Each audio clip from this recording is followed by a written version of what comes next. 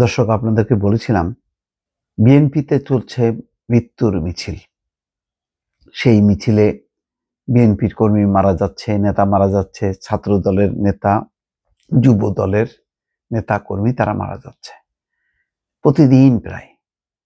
আজকেও দেখেন যে খবরটা আপনাদের সামনে বলছি, সেটি সুনামগঞ্জে চাঁদাবাজি নিয়ন্ত্রণ নিয়ে দ্বন্দ্বে বিএনপি ছাত্র দলের সংঘর্ষ, নিহত এক। কোনো আদর্শিক কোনো কারণ নেই, এবং যেই কারণে সংঘাত, যেই কারণে নিহত, সেটা দলকে ক্ষতিগ্রস্ত করছে, দলকে অনেক অনেক দূর পিছিয়ে দিচ্ছে। এখন আওয়ামী লীগ মাঠে নেই, আওয়ামী লীগের মতন বড় রাজনৈতিক দল। জামাত আছে, একটা ক্যাডার ভিত্তিক দল, তারও জনপ্রিয়তা আছে নিঃসন্দেহে, হয়তো বিএনপির মাপে না। তাই বলে বিএনপি নিজেরা যেই ঘটনা ঘটাচ্ছে, যেভাবে নিজেরা আত্মহনন করে নিজেদেরকে শেষ করে দিচ্ছে, এটা কি চিন্তা করা যায়? প্রতিদিন মৃত্যু হবে বিএনপির নেতা কর্মীদের। আওয়ামী লীগ আমলেও তো এত মৃত্যু দেখি নাই।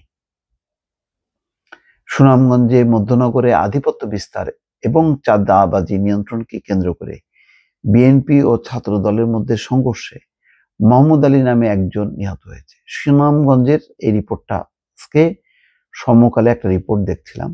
সিলেটে কোনোভাবে নিয়ন্ত্রণ করা যাচ্ছে না বিএনপি, এত গ্রুপ, এত দ্বন্দ্ব সংঘাত। কিছুক্ষণ পরে দেখি সেই রিপোর্টটা আবার উধাও হয়ে গেল। জানি না কোন চাপের মধ্যে পড়ে তারা এই রিপোর্টটা ডিলিট করছে কিনা। যাই হোক, সমকালের এই রিপোর্টে এখানে যে ঘটনাটা বলা হচ্ছে যে মোহাম্মদ আলী নামে একজন নিহত হয়েছে। সোমবার 7টার দিকে উপজেলার বংশীকুণ্ডা উত্তর ইউনিয়নের মহিষখলা বাজারে এই ঘটনা ঘটে। নিহত মোহাম্মদ আলী ওই ইউনিয়নের হোসেনপুর গ্রামের মৃত হোসেন আলী তালুকদারের ছেলে। এখানে কি কারণে হয়েছে যে তাহিরপুর থেকে কয়লা সহ বিভিন্ন মালবাহী লরি গাড়ি মহিষখলা বাজারের উপর দিয়ে নেত্রকোনার কমলাকান্দা উপজেলায় যাতায়াত করে।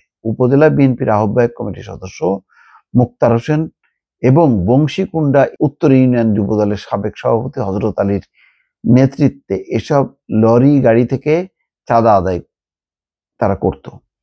মুক্তার হোসেন এবং হযরত আলী একে অপরের চাচাতো ভাই।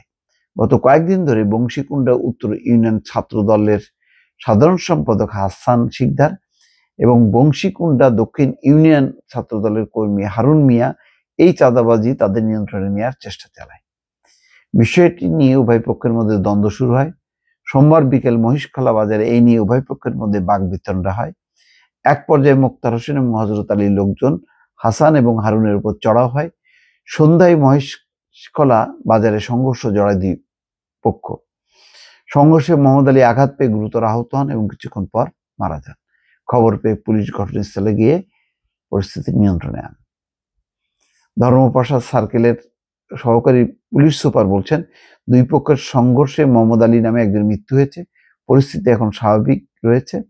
ময়নাতদন্তের জন্য মরদেহ সুনামগঞ্জ আধুনিক সদর হাসপাতালে পাঠানো হবে। সেটা তো পাঠানো হলো মরদেহটা, কিন্তু ক্ষতিটা কি হলো? বিএনপি রাজনীতির ক্ষতি হলো, দলের ক্ষতি হলো।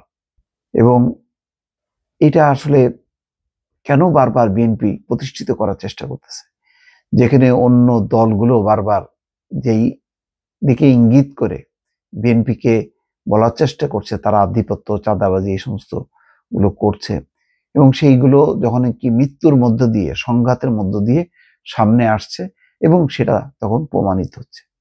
আবারও বলি, বিএনপির জেলা বা কেন্দ্রীয় পর্যায়ের নেতৃবৃন্দ যদি কঠোর না হয় এবং এইগুলি তাদের যদি নজরে না আনে, তারা এনে যদি ব্যবস্থা না নেয়, এগুলি কিন্তু পরিস্থিতি আরো খারাপ হবে এবং দল অত্যন্ত বিপাকের মধ্যে পড়বে। দর্শক, ভালো থাকবেন। আল্লাহ হাফেজ।